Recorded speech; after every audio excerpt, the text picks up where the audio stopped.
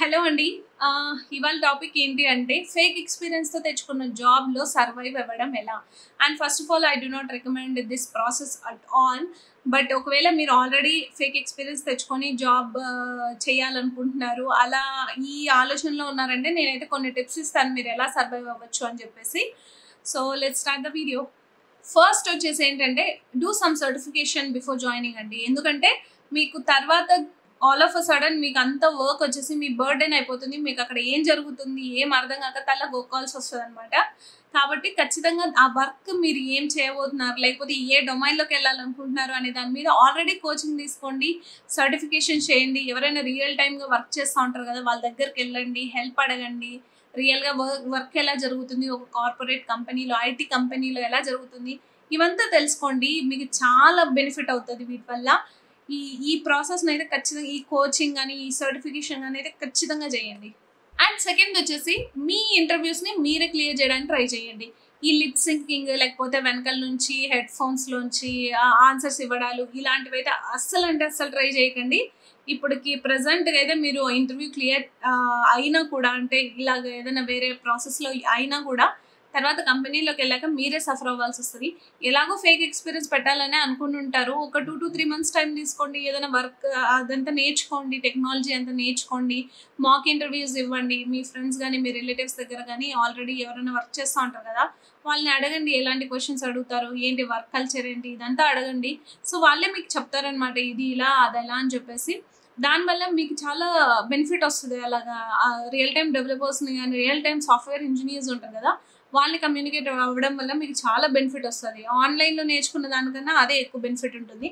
కాబట్టి వాళ్ళని కాంటాక్ట్ అవ్వండి, ఇంకా మాక్ సెషన్స్ తీసుకోండి, ఇంటర్వ్యూస్ తీసుకోండి. అలాగే మీ ఇంటర్వ్యూస్ని మీరే క్లియర్ చేయడానికి ట్రై చేయండి. అండ్ ఇంకోటి ఏంటి అంటే ఓన్లీ 2 years, మ్యాక్సిమం 2 years, ఇంకా అంతకన్నా దాటిపోయిందంటే 3 years, ఇంకా అంతకన్నా ఎక్కువ అస్సలు పెట్టద్దండి ఫేక్ ఎక్స్పీరియన్స్. ఎందుకంటే మీరు 5-6 years అలా పెట్టారనుకోండి ఫేక్ ఎక్స్పీరియన్స్, కంపెనీలోకి వచ్చాక మీ మీద ఎక్స్పెక్టేషన్స్ చాలా ఉంటాయి. ఆ సర్టెన్ ఎక్స్పీరియన్స్లో ఉన్న వాళ్ళు చాలా ఎక్కువ వర్క్ చేస్తూ ఉంటారు అనమాట. టెక్నాలజీస్ కానీ వాళ్ళకి తెలిసిన ఫ్రేమ్వర్క్స్ కానీ కొంచెం అడ్వాన్స్డ్గా ఉంటాయి. ఆ ఎక్స్పీరియన్స్ వచ్చిందంటే మీకు నాట్ జస్ట్ కోడింగ్ అనమాట, మిమ్మల్ని కొంచెం డిజైన్ లెవెల్లో కూడా వాళ్ళు యూటిలైజ్ చేసుకోవడానికి ట్రై చేస్తూ ఉంటారు. మీకు కోడింగే రాలేదంటే ఇంకా డిజైన్ లెవెల్లో ఏం చేస్తారు, అక్కడే వాళ్ళకి తెలిసిపోతుంది మీరు ఫేకా లేకపోతే రియల్గానే వర్క్ చేశారా, ప్రీవియస్ ఎక్స్పీరియన్స్ ఉందా లేదా అనేసి.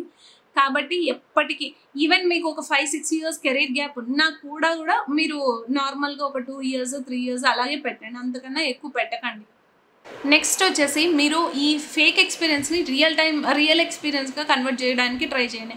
అంటే ఇప్పుడు మీకు సపోజ్ మీకు ఒక 2 years ఫేక్ ఎక్స్పీరియన్స్ పెట్టి ఒక కంపెనీలో జాయిన్ అయ్యారు, అక్కడ ఒక 2 years వర్క్ చేశారు, మీకు ఓవరాల్గా ఎంత అయినప్పుడు 4 years ఎక్స్పీరియన్స్. మళ్ళీ 2 years తర్వాత నెక్స్ట్ కంపెనీకి స్విచ్ అవ్వడానికి ట్రై చేస్తూ ఉంటారు కదా, అప్పుడు 4 years పెట్టకండి, ఒక 3 years పెట్టండి, ఒక 1 year తగ్గించండి, ఫేక్ ఎక్స్పీరియన్స్లో తగ్గించండి. ఎందుకంటే తర్వాత మీకే ప్రాబ్లం అవుతుంది.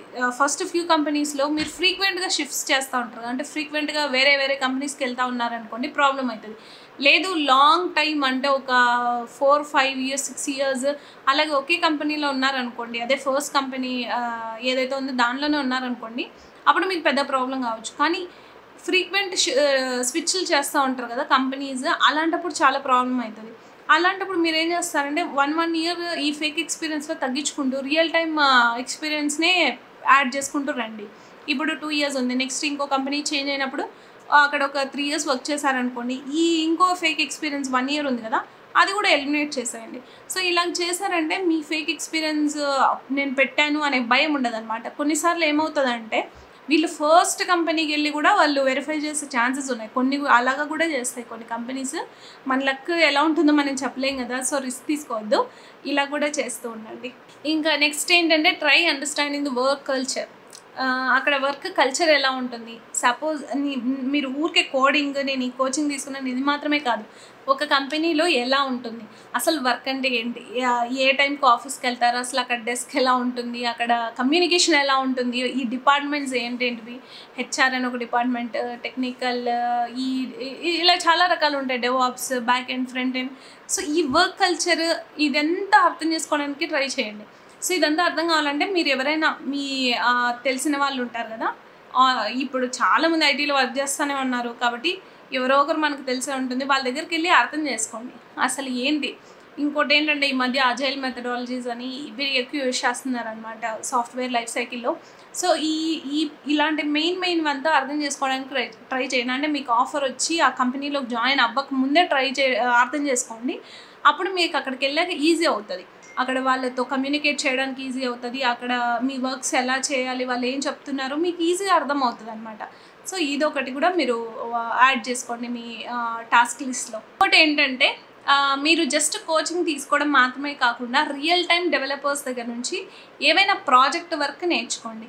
రియల్ టైం డెవలపర్స్కి అయితే ఎండ్ టు ఎండ్ అంటే స్టార్టింగ్ నుంచి ఒక వర్క్ స్టార్ట్ అవ్వాలి, ఒక ప్రాజెక్ట్ స్టార్ట్ చేయాలంటే వాళ్ళకి అక్కడ నుండి ఎలాగ రిక్వైర్మెంట్స్ గ్యాదర్ చేయాలి, వర్క్ ఎలా చేయాలి, ఆ వర్క్ని ఎలా డివైడ్ చేయాలి, ఇదంతా ఐడియా ఉంటుంది.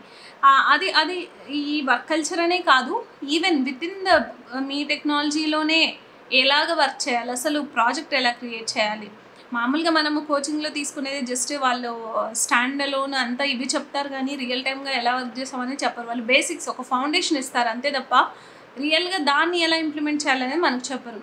అందుకే మీరు ఎవరైనా రియల్ టైం డెవలపర్స్ ఉంటారు కదా, వాళ్ళ దగ్గరికి వెళ్ళి అడగండి. ఒకవేళ మీకు ఎవరు రిలేటివ్స్ లేరంటే లింక్డ్ఇన్లోనే అడగండి, మనీ పే చేస్తామని చెప్పండి.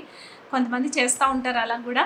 కాబట్టి అంటే మీరు అది కూడా వన్ టైప్ ఆఫ్ కోచింగ్ కాబట్టి వాళ్ళు నాకు కోచింగ్ ఇవ్వండి రియల్ టైం ప్రాజెక్ట్స్ మీద అని అడగండి, మనీ పే చేస్తానని చెప్పండి. సో అలా కూడా చేస్తారనమాట. అలాగా ట్రై చేయండి. సో ఇవన్నీ ఫాలో అయ్యారంటే మీరు ఈవెన్ ఫేక్ ఎక్స్పీరియన్స్ పెట్టినా కూడా మీరు భయం లేకుండా మీ జాబ్ని అయితే మీరు చేసేసుకోవచ్చు.